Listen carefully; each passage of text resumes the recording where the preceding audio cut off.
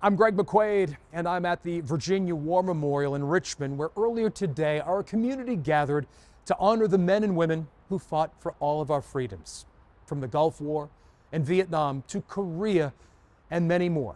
Virginians represent a wide range of services from all branches, but a dwindling number fought in World War II, about 7,700. That, according to data from the Department of Veterans Affairs.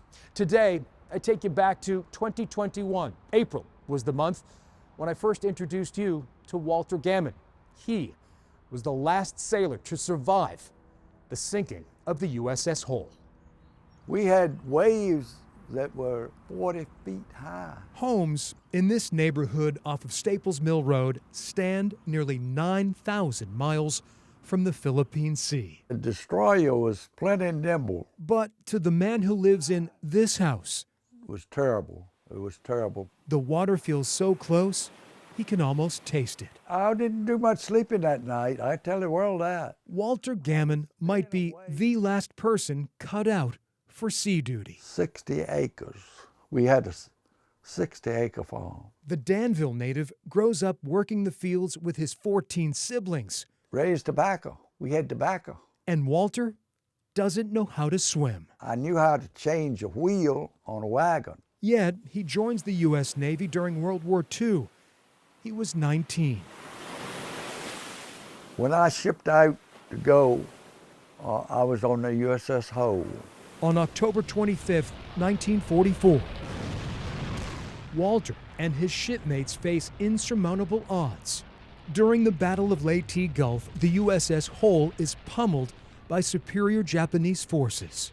Our 40 millimeters were knocked out. The destroyer sits dead in the water. We were doing the best we could.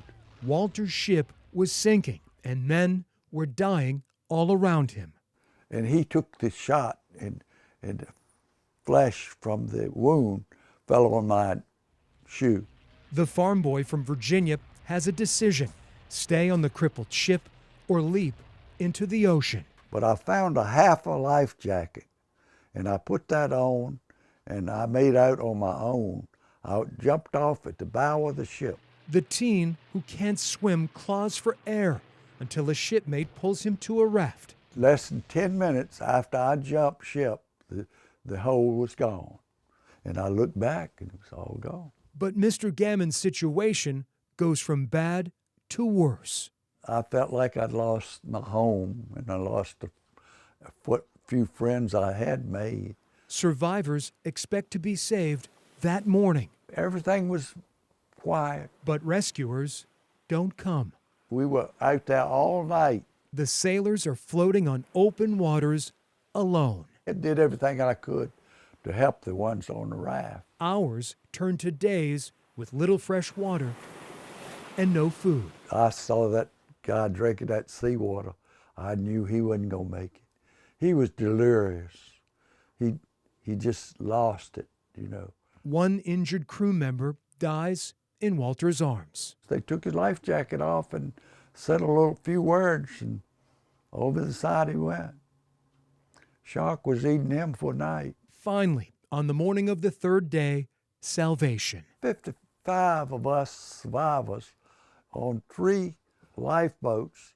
American ships pluck Mr. Gammon and a few dozen battered sailors from the sea. All I could think of was, I'm going home. I survived. I'm going home. 253 members of the Hull's crew perish. And it was remarkable that anybody was saved. Walter earns a Purple Heart, and the crew awarded a Presidential Unit Citation. I think I was more scared than brave. After the war, Walter returns to Virginia, marries, and has children, and worked for RF&P Railroad for more than 30 years. I knew by having faith that I had a chance. 96-year-old Walter Gammon, the last known survivor of the sinking of the USS Hull.